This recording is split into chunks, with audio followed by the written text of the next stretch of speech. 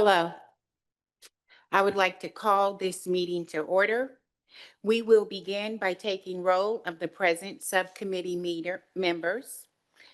I am here, Chair Heather Coleman Cox. When you hear your name, just say present. Vice Chair Mike Schultze, Present. Sydney Powers, Mark Garber, Present. Scott Lewis, Present. Nick McWilliams, Present. Teresa Shursky. All right, we are all here. Wonderful. Next, we will go to public comment. Our next item is public comment. Citizens wishing to testify are asked to submit their requests to the staff liaison by 6 p.m. Tuesday, September 23rd, 2025. Do we have any public comment this evening? We do not have any public comment this evening. All right. Next, we'll move to meeting minutes. The next item is to approve the meeting minutes from July 23rd, 2025. All members will find these minutes in their packet, and community members will find the minutes posted online after each meeting. Would any members like to make a motion to approve the minutes? So moved. All right, and can we get a second? Second. Perfect. We will move on. Tonight, we have a presentation from City Attorney Ellen Van Riper. She's going to provide a presentation to the subcommittee on city attorney business. It's all yours. Take it away. Okay. Good evening, Chair Coleman Cox, members of the subcommittee. My name is Ellen Van Riper, and I'm the Gresham City Attorney. And I appreciate being present before the subcommittee this evening.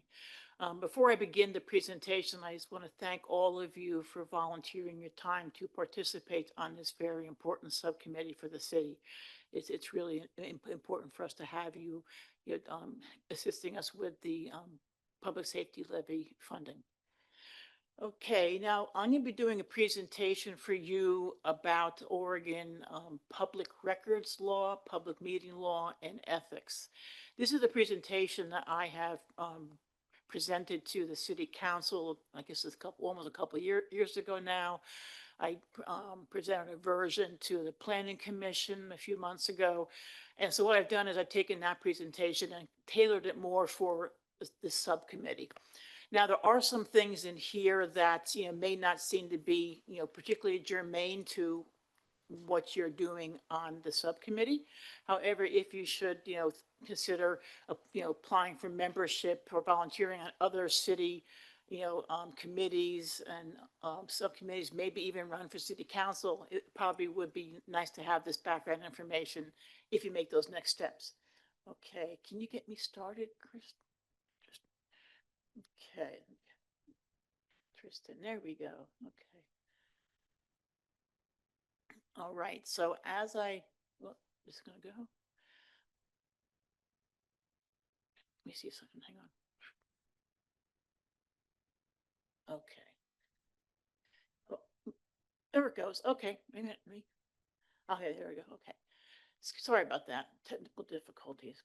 Okay, so as I mentioned, we are going to talk about some Oregon legal requirements involving public bodies and public records, and also some ethical considerations for members, public officials, which include subcommittee members like who are on the Public Safety Levy Advisory Subcommittee.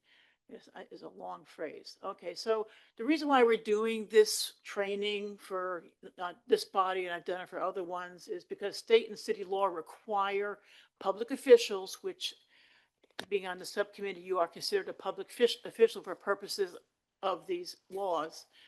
You need to be familiar with ethics and public meetings and public records law requirements. And as you can see, the Public Safety Levy Advisory Subcommittee, you're all considered public officials. Okay. So what we're going to cover this evening is the state of Oregon public records and public meeting and public records laws, some Oregon state ethics laws, and some city laws contained in the Gresham Revised Code and the Code of Ethics.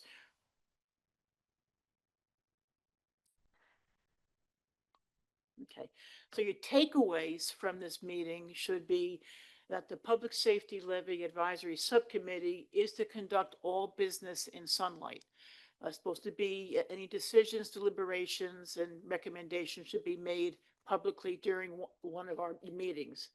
And you have to understand that everything you write or record having to do with city business as a member of the subcommittee is subject to public records law and may be disclosed publicly.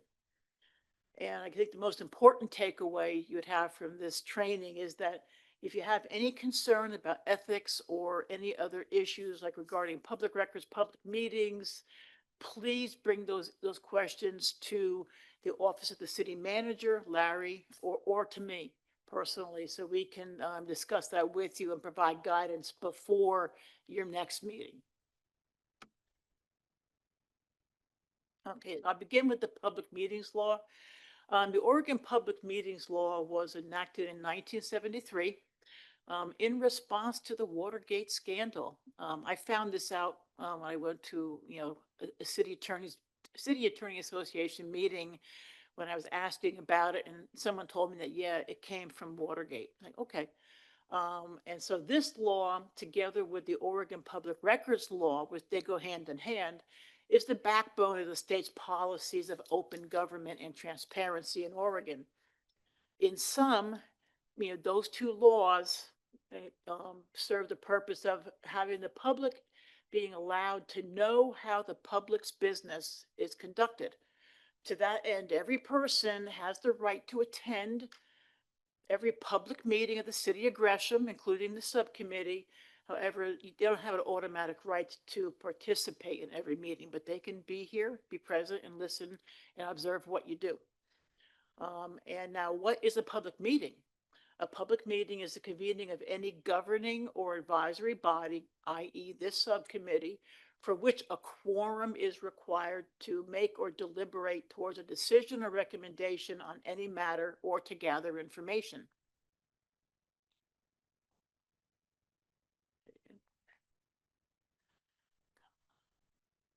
Okay. Now, the Levy Advisory Subcommittee cannot conduct business without a quorum, which would be 4. If there's a quorum of the members present and making a decision or deliberating towards a recommendation, or in your task is do a report to the city council eventually, the Levy Advisory Subcommittee, you're having a meeting. You have a quorum, you're having a meeting. Violations of the public meetings law for conducting business with a quorum outside of the public eye, there's potential personal civil liability, voiding the Levy Advisory Subcommittee's reports and any other actions you take, and persons affected have ability to file a lawsuit. Okay. And now the state's enforcing body for the public meetings law is the Oregon Government Ethics Commission, OGEC, our friends. So now, what is, how do you get a quorum that's outside of a meeting like this? And we have a concern about what's called a serial meeting, which is a series of communications among less than a quorum to start, either directly or through an intermediary, such as a staff person, which eventually includes a quorum of members.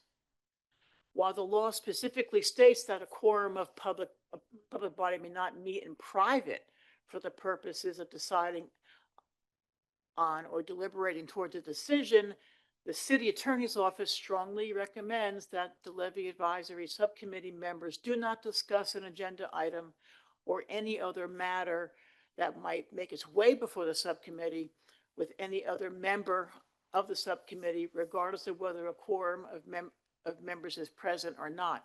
Now, the way these serial meetings happen is you have member A consult with member B about an agenda item or something that may come before the subcommittee, and then member B talks to member C and says, member A said this, and so you start getting a meeting, and then again, then the member C talks to member D, and you get four, which is the quorum.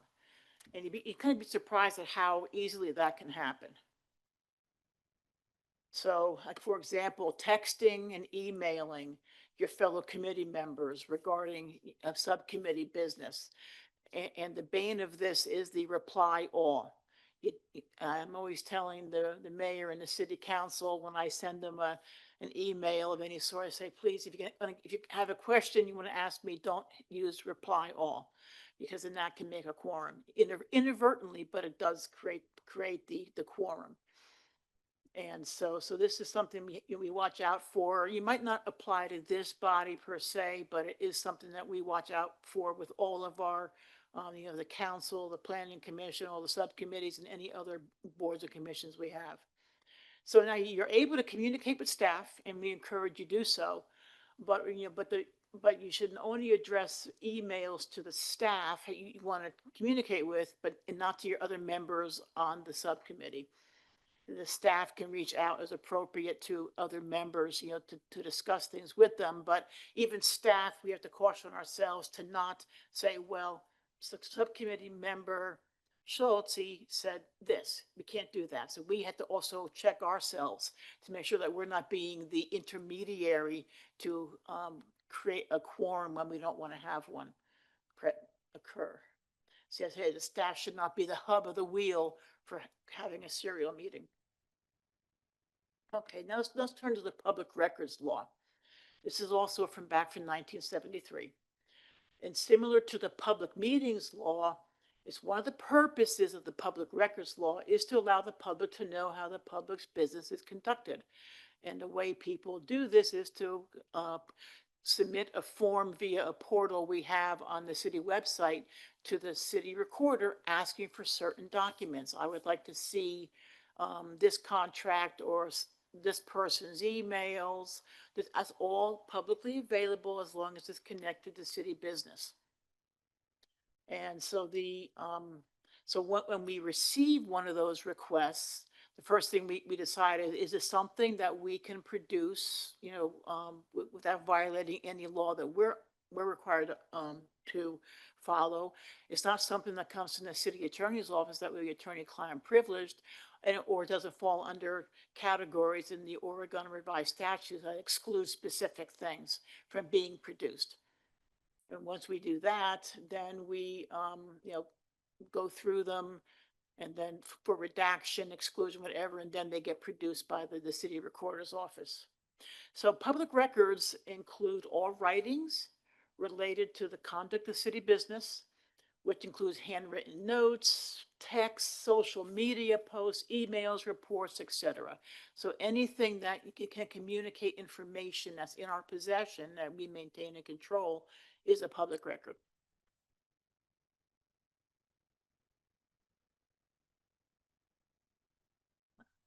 There we go. Okay, now important to note, if another thing we have to be careful of is if you use a personal device for conducting any city business, like your personal phone, your personal computer, personal Chromebook or iPad or whatever you might have.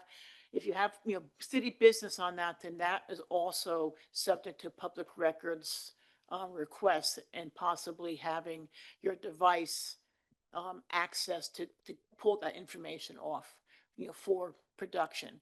So something I advise, some of the clients with the city is if you, like, for example, you're out working in the field and you have to use your personal cell phone for some kind of city business, for a text, say.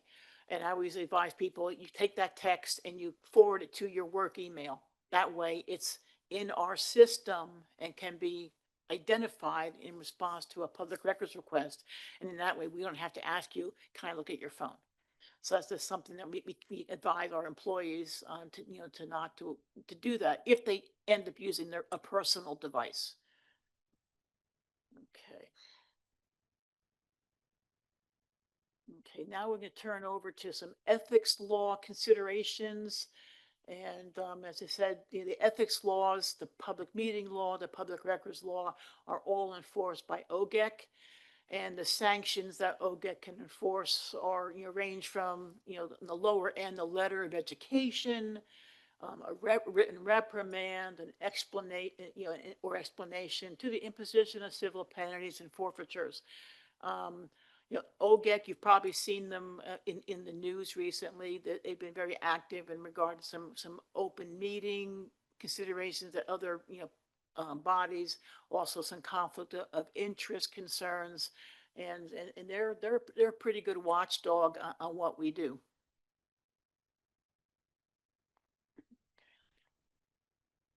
Okay, so the main things to be concerned about, for the ethical considerations are, you have a prohibition against using your position or office for a personal benefit, financial or otherwise. It might not be as germane to this body, but it is more like germane to, city council members, the mayor, people who are, are in the governing structure of the city. And it applies to not just the elected officials, public officials, it applies to personnel, employees. It applies to the city manager, it applies to me, it applies to all of our employees. We cannot use our position with the city to, persuade a third person to give us a benefit because of what we do for the city. And so another consideration is that you can't have a financial interest in any public contract that the city either, engages with a vendor, or the city goes and buys something. We cannot have a personal financial interest in any of those. And then also, if, let's see what this one says. And also for public contracts, once you leave your position with the city, for 2 years, you cannot be involved, have any direct financial interest in a public contract of the city. There's a 2-year waiting period for that. I know in other jurisdictions, when I was practicing in Arizona, for public employees, we had a statute which didn't allow us to, when we would leave public employment, go to the private sector, we could not be involved with our former public employer for 2 years on any matter that we were personally involved in. So that involves to attorneys, planners, everybody with the cities. And I had to enforce that a few times on some people who left the employ of the city I worked for. The other concern here is conflicts of interest. When a public official faced with action that would or could financially benefit that official, he or she has an actual or potential conflict and must refrain from participating. And let's see what that, I have an example of that. Okay, let me go back on that one for a second. I'll get into it more. So prohibited use of an official position. I think we covered that a little bit with the prior slide. And it's not just yourself with this prohibited use of official position. It extends to family members, relatives, business associates. So it is broader. And the concern is that because of your position, either you, a family member, or a business associate would get a financial benefit because of you being in that position. And here I have some examples on here, the old flashing the badge, example that you get, using, it's kind of a silly one for this body, is using city equipment to fix your home. That does happen.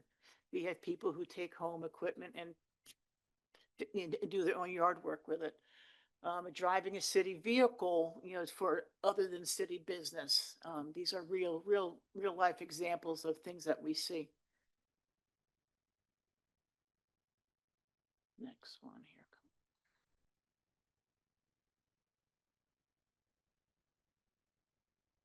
Can you, okay, there we go. Did I go too far? Oh, let's go. Okay, I think I already covered. I'm not going to even go on this one again. Let's see. Okay.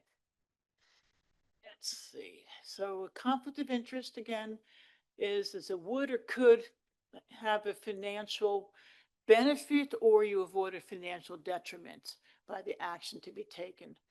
And if you are met with an actual conflict of interest, you cannot participate in the discussions or decisions on an item. And in that instance, you have to declare the conflict on the record of the meeting and then step down from the dais and not participate or vote. If a potential conflict of interest is a little different, not, obviously not direct, you have to, again, disclose the conflict on the record. You may participate, but that's kind of up to the, the discretion of the official. They see, well, I may have this potential conflict, but I can be some objective and unbiased in dealing with this matter.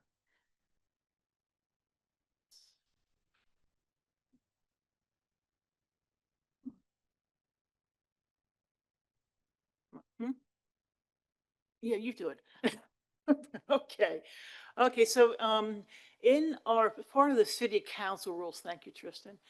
We have a code of ethics, which has been, in the council rules for a long time, and we actually may be revisiting that when I work with the city council to update the council rules. And it's, it's attached. You can find it on the city webpage.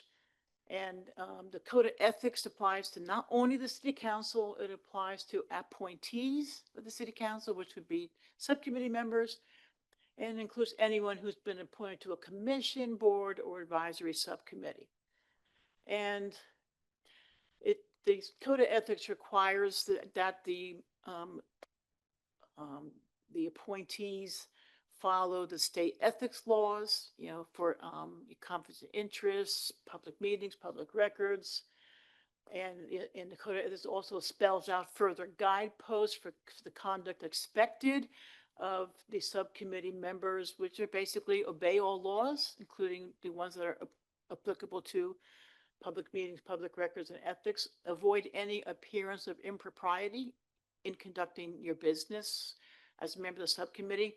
I mean, for years, I used to have the discussion about the headline test. You wouldn't want to do something either inside or outside, your meeting that would not look good on a newspaper headline. So now I think it's kind of like the YouTube test or the TikTok test or whatever you want to use now. It's the social media test. So is this something where, I tell the clients, I say, before you do something which you may be concerned about, just think, how would this look as a headline on social media? And Facebook, I guess Facebook's the other one, Twitter, X, whatever, but you kind of get the point. So you have to kind of be mindful of that, how something you do as part of the body, how that could look in that kind of setting. So I think to think about the accepting gifts would not apply to the subcommittee per se, but we do have for other bodies, we have requirements for, disclosure. We have a disclosure form for that. That's with the city recorder, I believe. And you have to disclose at a public meeting too, per the ORS. Let's see what else. You got it. Oh, I got to thank you. I got it done already. Okay. Anybody have any questions? I know that this is a riveting topic, but it is an important one. All right. Okay. Yes. Subcommittee member Lewis. Yes. Thank you for the information. Mhm. This is a little far afield, Mhm. but sometimes public officials get themselves in trouble if they advocate for a levy or a ballot measure. As long as we don't do that with our subcommittee hat on, are we okay? I'm thinking that there may be something coming up in the future where we may be asked questions. How do we feel about this or that ballot measure, and how do we keep that at arm's length so we don't get ourselves or the city in trouble? Okay. Let me just think back for a second. I know I've given advice on this. So you're a public official. See now yeah, thank you very much. Right. Mhm. Mhm. There you go. That's it. Okay, so going back prior to the levy Mhm. passing, when it was on the ballot, several members of the Finance Committee felt very strongly that the levy should pass. And as a group, we wrote a editorial to be published in the Outlook. We did not say we are doing this with our finance committee hats on. We were doing it as individual citizens of the city of Gresham who happen to be finance committee members, but we did not in any of the identify ourselves as such, as finance committee members. We, as individual citizens, banded together and wrote an editorial and advocated, but again, not as finance committee. Right, and I think, you think you're describing, a situation which, yes, you can do that, but you have to be very, very careful to not put on the hat of a finance committee member, or, now we have the, this subcommittee member. See, now for city councils, the elected officials is different. They're able to, they have a lot more reign in being able to, to voice support or opposition to things like this. City employees, and I think, you're kind of in that category with us for purposes of that consideration, is we can't do it on our official time. If we're doing anything official for the city, we cannot express, for or against on a ballot measure. And so that's, and then also the elected officials cannot use during a certain time period, whether, during the safe harbor time period or after it, the city council cannot, have city employees engage in, you know, efforts to support or oppose something. So it's very complicated rules for this that come from the Secretary of State's office. But I said, this is something where, like, for example, when we get, get in that situation in a few years, you would not be able to sit up here and make statements for or against, because you're doing that within your time period of serving, and also within your authorized position. So if you're out, you give the example, and you're out on your private time as a private citizen, you can do so. That's always a tricky situation, and thank you for raising that question. It is an interesting area. The key thing is we did not identify ourselves as Yes. official finance committee members. Correct. It was, it happened to be, but there was no identification of such in any of the advocacy materials that were published. Yes. No, and that's a good rule to follow. So, any other questions? Okay. Well, thank you very much for having me. As I said, please feel free, if you ever have questions in these areas, reach out to me, and I can talk about them. And I think I'll be seeing a couple of you tomorrow night for the other presentation. Thank you very much. Thank you, City Attorney Riper. Next, we will have a presentation from Travis Gullberg, Chief of Police. Yes, a real quick interruption. I need to confirm for our record, did we take an official vote on approving our minutes? Yeah. We did not, I noticed that, so. Okay. Can we go ahead and interject and do that now? Yes, we can. Thank you. All right, so the motion was seconded, and we will take a vote. All those in favor of approving the minutes from our last meeting, please say aye. Opposed, say no. Motion is approved. Thank you.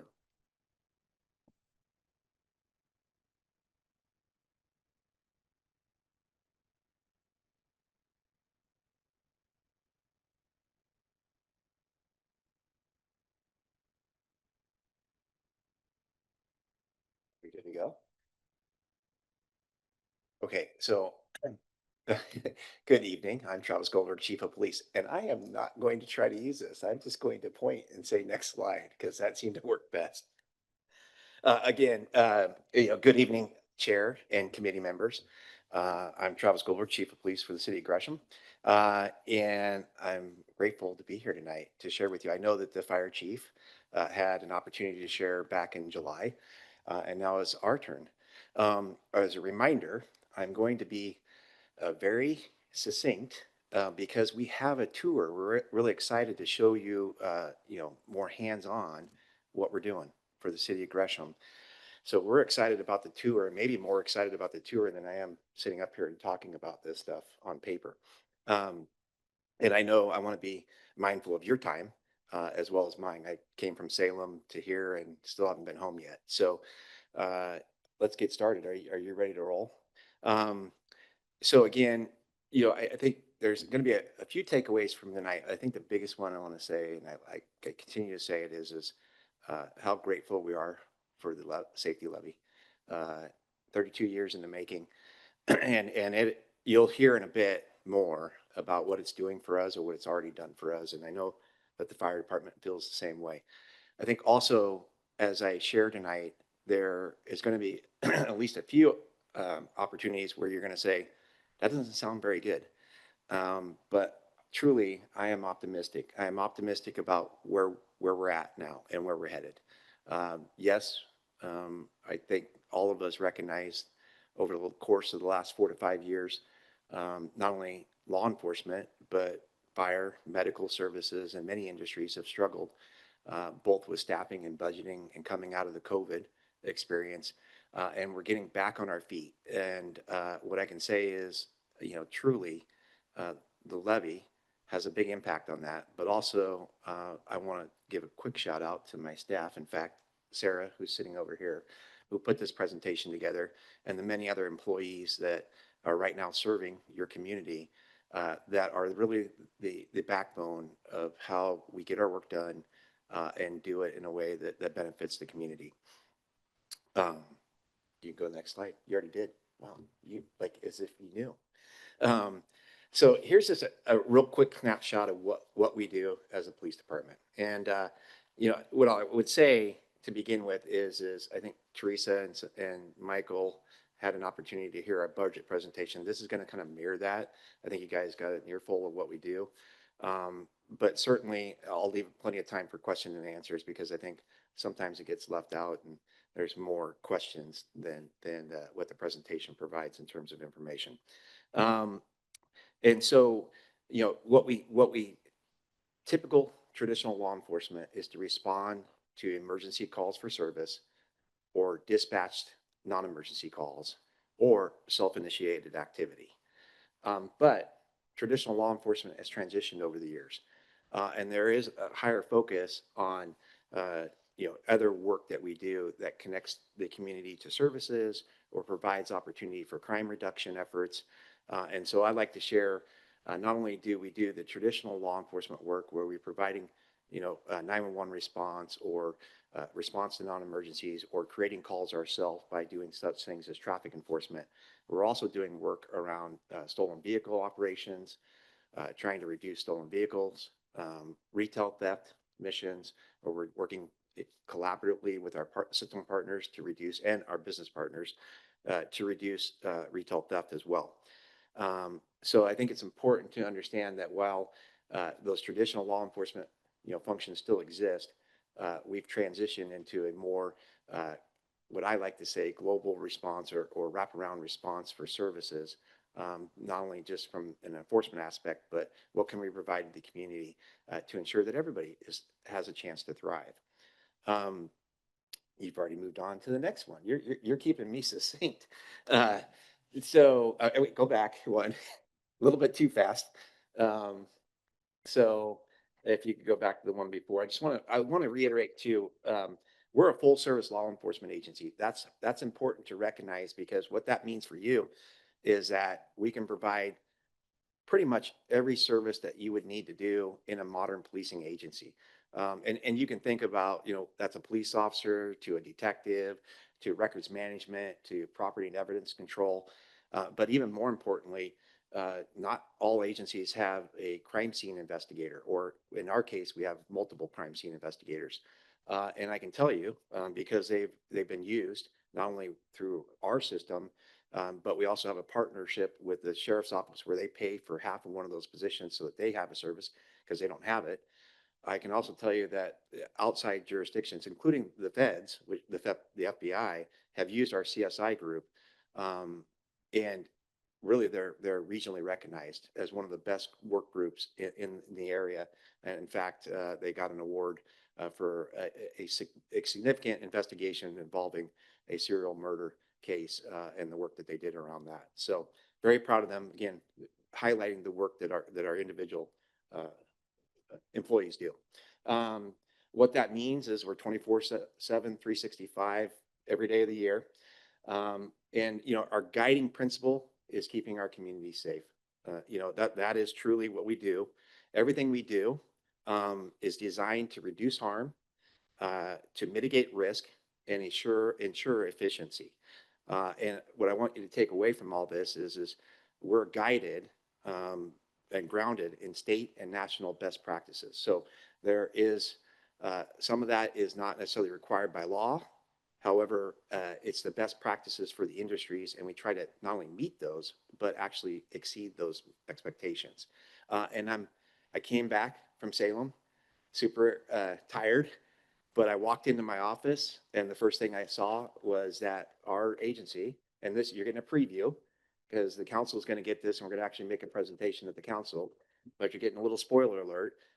We achieved accreditation as a department. It took a year-long process to get that, and we achieved accreditation for it's a big deal. We have an award. I was going to bring the plaque out, but I didn't bring the plaque out. Okay, next slide. A little bit, a snapshot of what a year looks like for your police department. Keep in mind that pre-COVID numbers were much higher, and the reason why I say that is I think people felt a little bit more comfortable with actually reporting. So we've been working on that. I think some people struggle right now with reporting crime. I think the mayor tells an example several times about he was a victim of some criminal mischief or vandalism to his motorcycle, and he didn't report it. And I pointed my finger at him. But the COVID impact also had a significant impact on our calls for service. So while if you looked at the last 5 years, it may look different than 5 years before COVID, it's still significant. So you can imagine that 50,000 plus calls plus around 14,000 self-initiated calls, and that's going to usually be traffic enforcement or going out with an individual that may not have initiated a call but is suspicious in some way. That's still a significant number. So, and we're seeing that kind of come back. Keep in mind too, during the COVID experience, we were encouraged, and rightfully so, to not make as much contact with the public in for the reducing the risk around COVID exposure. But we also had some enforcement things that were put on hold. For instance, I often get, and you're probably going to have this question, what is going on with all the non-registered registration or registered vehicles? Yes, there are a lot of non-registered vehicles in our community. If you remember, that was delayed for a while. That is coming back, but there's a little challenge in how we approach that now, because if they're parked legally and law enforcement has an enforcement action around them, we can't do anything about it, tow it. For instance, if I stop a car that's suspected of driving under the influence, I do arrest the person for driving under the influence, but the car is parked legally, I can't tow it. However, city code enforcement can do at least some looking into it and decide if it's an abandoned vehicle and take care of it that way. But we get that question a lot. And the reason why I bring it up is, one, to answer that question in case y'all are thinking about it. But two, is this idea about how our calls for service were impacted as a result of that overall experience for all of us. And then how we're coming back now and we're seeing our numbers are increasing. We do think too, we're having an impact or an effect on people feeling more confident and comfortable with our systems, whether they're able to report them, and we're giving them multiple options, whether that's online or with our community safety specialist program, to reinforce the idea, Mr. Mayor, please call and report your crime if you're a victim. But also just the idea that we're getting back on our feet from that experience. Next slide. So I shared with the budget committee last week about what this looks like. And this is a snapshot. So we're budgeted for 180 employees across our entire department. Now, that's not all police officers. That includes me, by the way. And I like to joke, but I dress up for Halloween. I don't actually do a lot of enforcement action. As Chief Lewis probably remembers his days on the job, you do a lot more administrative work and sitting in an office than you do get to go out on the street. So that's a total number of FTEs. We currently have about 164, fairly confident in that. It changes almost daily, to be quite honest with you. There are times when individuals are new to our department. and maybe the job is not the right fit, or they make a mistake or two, or people retire, et cetera. So, but that number is correct at this point, and we confirmed that today. Our budget is 66 million. I know that at the budget committee, we shared 53 million. I want to make sure that that was a snapshot of March and didn't include all the different things that go into the budget, including the internal service charges, et cetera. So that is a more accurate snapshot of our budget. The 164 number, as you can see, you're going to say that, hey, you got a number of openings. And yes, that's a conversation that we've been having for the last couple of years, quite frankly, the 4 years that I've been here.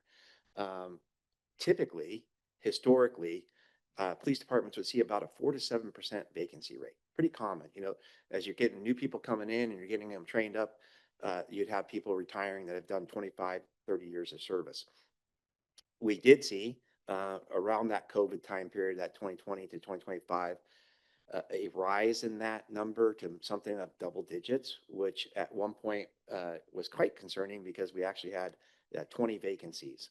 That was probably one of the record highs for the Gresham Police Department. So, but optimistically and thankful for both the city leadership as well as our elected officials, we have invested heavily into our recruiting, retention, and hiring innovative strategies, and we've turned that thing around. I'm very, very optimistic.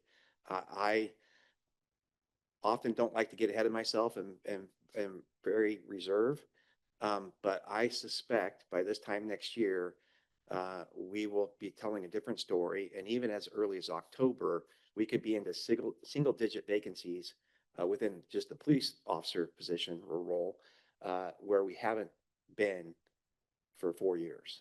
And that's important because it means we're serving you better, but it's also important because it helps with staff morale and really keeping people here and the right people here in Gresham, so that we're not always facing those low staffing numbers. And that way we can bring back the specialty teams that we'll talk about in a moment, that are beloved and did a lot of good work that unfortunately had to be paused. We didn't get rid of them, but we had to pause them because we don't have enough staff. A little bit about how we're funded. We get funding from the city's general fund. We also get funding from the levy, as you are well aware of, and then the police, fire, and parks fee. We also receive some state and federal grants. Typically, that's around a couple different things. One is traffic enforcement or traffic safety. So we do some speeding enforcement or seatbelt enforcement. Oftentimes that's in collaboration with other system partners like ODOT or our many police agencies that are in the area, including Oregon State Police. We also receive some grants for our behavioral health team or behavioral health unit. So that's important as well. That's actually been a very successful grant for nearly, I think, 7 years now.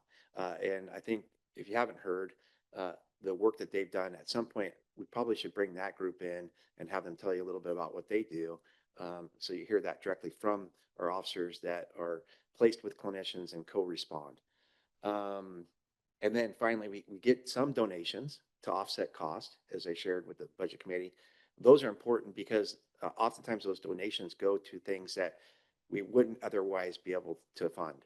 As an example, we've gotten donations for AEDs or life-saving, equipment. We've gotten donations for our canine teams and canine units. Again, canine are not required by law; they're best practice. But oftentimes the city jurisdiction has to decide can they fund it or not. And most of the time, those are grassroots efforts of funding from the community that says we want canine programs, and so we get donations through that as well. This just is a view of how we break up the work we do. Probably more accurately, it should say units than divisions. But these are the different roles that we do. So we do administrative work, which obviously takes care of managing people's calendars and schedules and payroll and procurement and contracts. Also includes leadership throughout the department, which I am part of. And then patrol operations, that truly is our frontline staff. Those are the police officers that go out every day The conversation that I like to have, and it's actually one that I had with retired Chief Lewis, is as we were trying to talk about the levy to our community, he used this story, and I think it's such a great snapshot. You might be surprised that on any given day, you probably only have 7 to 8 police officers out in your community for 116,000 people. That doesn't seem very well. And in a moment, I'll ask the mayor maybe to say what that number is or what we reflect in terms of 1,000 population.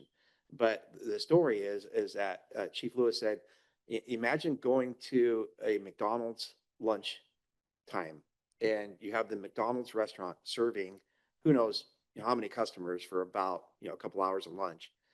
And they probably have 12 to 15 staff to make that happen. And your community only has 7 to 8 police officers on it. Now we make up for that when we have the ability to have our specialty teams and our other partnerships, which acts as a force multiplier and amplifies the work we do. But for the last 4 to 5 years, not only us, but even our surrounding partners, everybody has struggled with staffing. So we've been pretty consistent now at what we call minimums, which are 7 to 8 police officers for about a 10-hour shift, days, swings, and nights.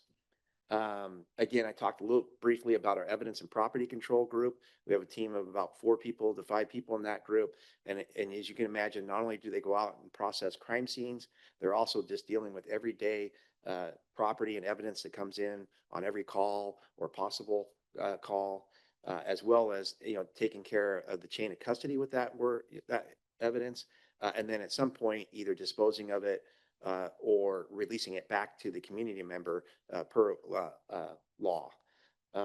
Investigations. Our investigative group has been short-staffed for a while now. I think at one point, you probably heard from them a few different times at council meetings about how staffing has been a struggle. I can tell you what I did as a detective myself in 2002 is completely different 20 years later. The amount and the high expectation of what an investigator does in terms of solving crime in the digital age we live in, I don't even know if I can do it now. And oftentimes we ask them to do this work in high stress, they're constantly moving situations. And how do you collect every piece of evidence? And by the way, everybody can potentially now be a camera or a video. And so we're very proud of the work that we do. One of the standout parts of that is we do what is called the major crimes team. And so we're supported by our partners, the Sheriff's Office, Port of Portland, OSP on major crimes. Although we could probably do it ourselves, we benefit from that additional help. Yeah.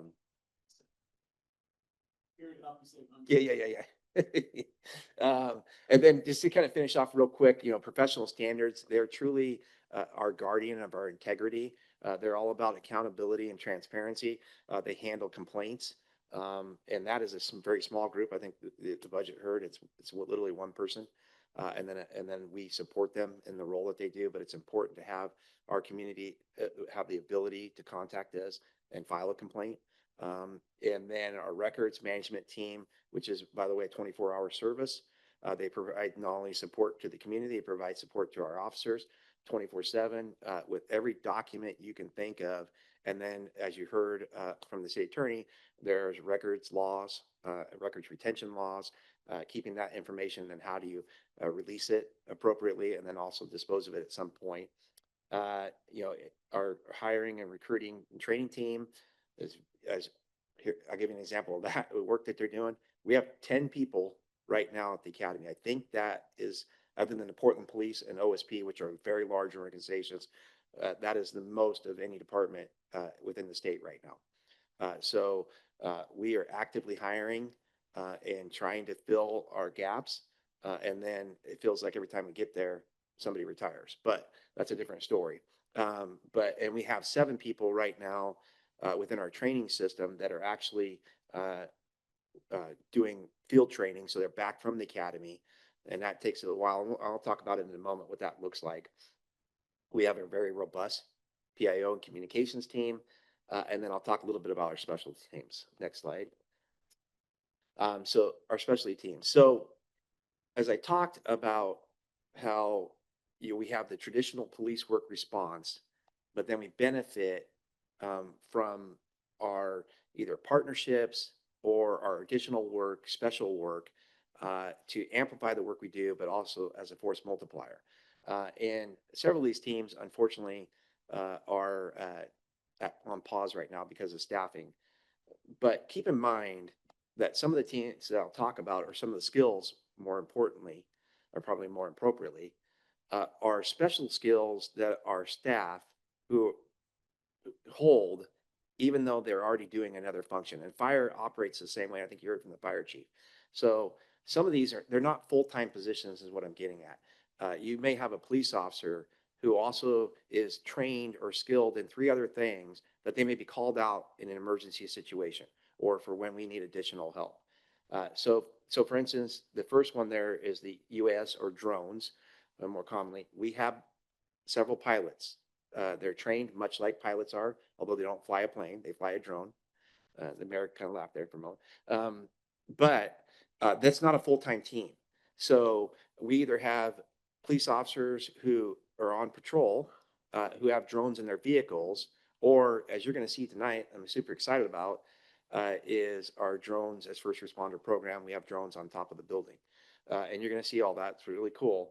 But what's important here is to understand that with our specialty teams and the work that they do to enhance the work we do, not all of them are full-time. Some of them are grant and funded, and others, more importantly, are just additional skill sets that people have to help us do our work. The net team, when I first got here, from several people, they're like, "Where's the net team? Why did the net team go away?" The net team's paused. We just don't have enough staff. But we brought back one person about a year ago. The plan is to restaff that. They focus on neighborhood issues, livability issues, working with the neighborhoods on just overall safety. As I talked about, our BHU team, that is funded by grant. That is actually where we are able to, when we have enough staff, we pull them and they work independently of patrol so that they're not answering or tied to radio calls, and they actually can go out in the community and oftentimes not only take the initial call, but follow up with people to ensure that they're getting connected to services, because it takes time to build rapport and follow up to make sure that that individual gets connected. Next slide. We do have a crowd management team. Again, not a full-time position. This is an additional skill that an officer would have. And then if we got called upon to either assist either one of our partner jurisdictions, or if we needed it ourselves, we have somebody that can do that, and they do that work in a way which encourages dialogue and de-escalation, and only have to use force when we need to. We have our special emergency response team that is our tactical operations. So if we have a barricaded subject, an active shooter, they're going to respond to something like that. In fact, on Friday, we'll be supporting Senator Wyden's town hall. And then BCT, which is our vehicle crime teams. As you can imagine, if you have somebody that is a fatality in an accident, it takes a higher level skill for somebody to diagram and investigate that accident scene and reconstruct it. One of the biggest complaints I get right now, and feedback I get from the community, is around traffic safety. Yes, there are a lot of people speeding, a lot of people not behaving right now.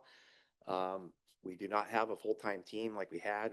Usually it was about 2 or 3 officers, and they are specifically trained on traffic enforcement, as well as, not all officers are, but at an enhanced level. And they operate a motorcycle as well, which makes them a little bit more agile. Hopefully that'll come back when we bring our staffing back. Our crisis negotiation team is part of CERT as well, but what they do is negotiate during a crisis to bring a safe resolution, where they really work on their communications to de-escalate and bring resolution without any harm to anybody. We do have a couple members on a Metro EDU team, which is explosive disposal unit. Again, reiterating, these are not full-time positions. These are individuals that are assigned to a special skill and get called out on their off hours or in addition to their other hours, etc. Okay. Everybody knows TAG. I don't think anybody doesn't know TAG. TAG, we just had the Dog Days of Summer. TAG provides comfort during crisis. He's a therapeutic trained dog. or therapy trained dog. It's a wonderful program. In fact, I think we have led the way to other agencies getting theirs as well. I met Battleground over the weekend in Washington. They've got one now. It looks just like Tag. And then the sheriff's office has Burton, who's big and furry and fluffy and has a lot of hair, but he's a wonderful dog. And then our canine teams are especially trained as well. They can do detection work, either if it's actually drugs or explosives, as well as trailing tracking work, where they're using them to apprehend or as a measure in which to hopefully get people to surrender safely so that there is no use of force. Again, ideally, that position would be a standalone position to be able to use as a specific specialty. This is actually our police officers who, in addition to taking calls during a shift, have the canine partner with them and that skill set, and will have to go and help on calls. Just real quickly, a reminder of what the levy did for us. So what we get over 5 years is 9 new positions. That's a 7% increase of the existing positions. Overall, the levy funded 17 and a half total personnel, because the levy also gave us professional staff. So we needed help in records, we needed help in crime scene investigation, and also we started up a community safety specialist program, which is a non-sworn, unarmed police response, alternative police response, which they can handle low-level calls, such as like a theft report, or maybe you came back from vacation and you found your house was burglarized and there's no suspect on scene. They can do that. And the idea around that was to increase connectivity with the community, as well as give the community an opportunity. And this is what I was talking about when we're seeing the numbers of reporting go up, because we're giving other opportunities for access to us, as well as encouraging the community to file reports. Just real briefly, we've done a lot in the year. We have 21 new police officers in a year. Now, these numbers aren't going to all match, and you're going to go, hey, wait, the math is not right. You're right, because some of the officers had already started their training. But the key here to take away is, and I'll talk in a minute about what that looks like, but it's a solo status. So when somebody comes in, the key is to get them to where they can serve the community without a field training officer. And that includes quite a journey over a year. And so when they hit solo status is when we basically like touchdown. We're good. We're standing up and applauding, because they can go out and serve, and hopefully they stay with our community. They want to stay in Gresham and serve, but that's a big moment. And then I already shared with you, we've got 7 officers in training and 10 at the academy. And we just swore in 2 on the 22nd, and we hope to hire 5 additional officers in October. So again, I think we're going to get to a point where we're single digits vacancies, which is a big deal over the last 4 years.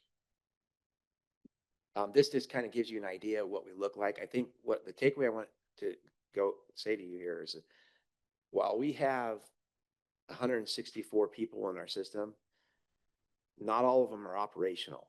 So when we talk about operating at 7 and 8 minimums, that is truly how we're serving our community right now. It's not ideal, because several of them are in training. You might have people that are out of the workforce for various reasons, including workers' comp. And so when we talk about how we're actually operating, it's quite a bit of a different picture. But I'm optimistic that we're recovering and we're getting our staffing to where it needs to be. And this gives you the same kind of picture. It tells you more about what we look like in terms of officers and what that includes: patrol, investigations, and leadership. That includes me, by the way. And again, I can do some of the work, but I typically don't do the work.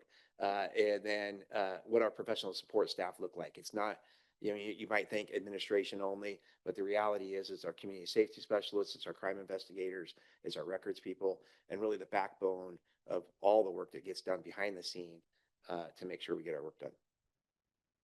What it looks like for a police officer. And this is one of the biggest takeaways I want to give as we come to close here.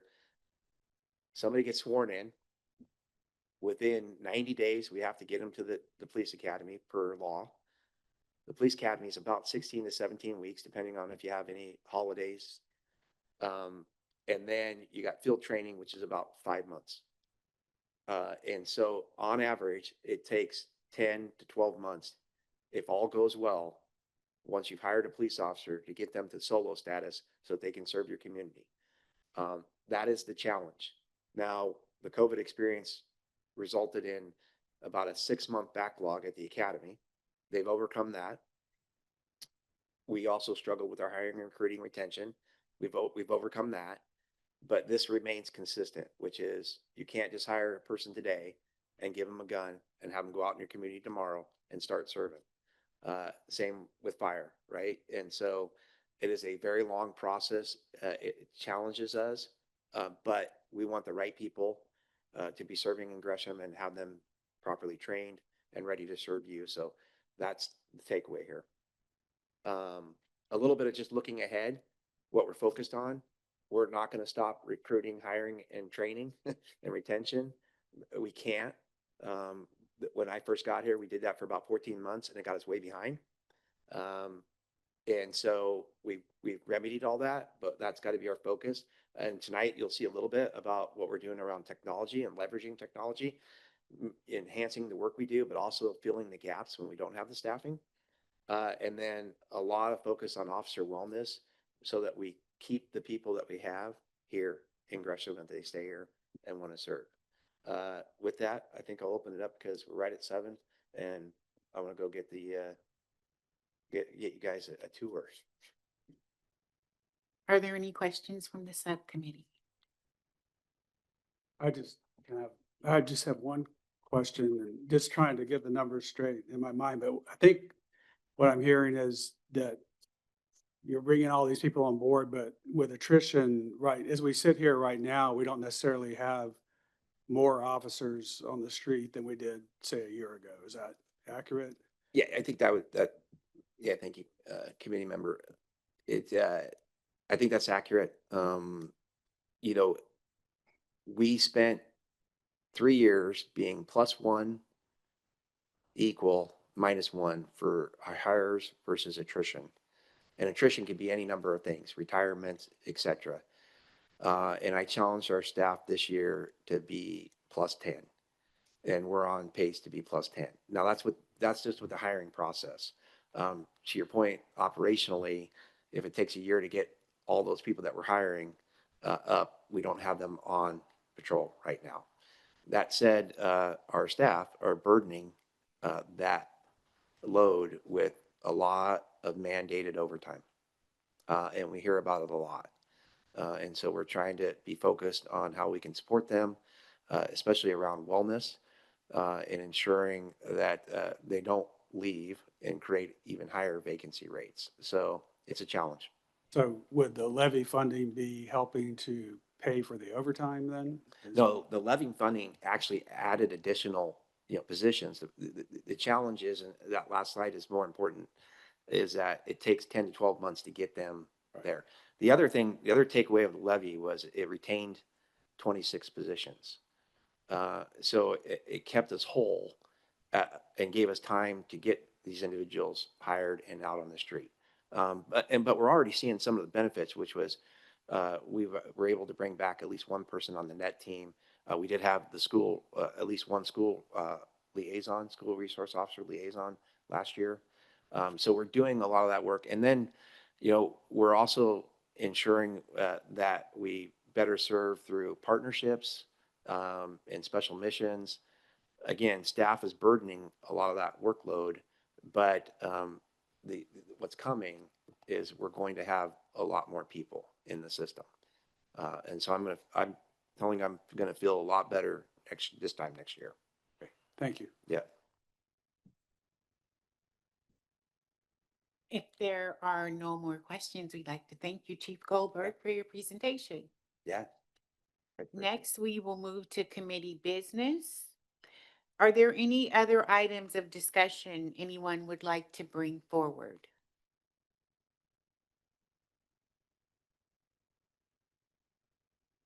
All right, I take that as a no. So if there are no other items of discussion, we will end the meeting. And the meeting is now adjourned. Thank you.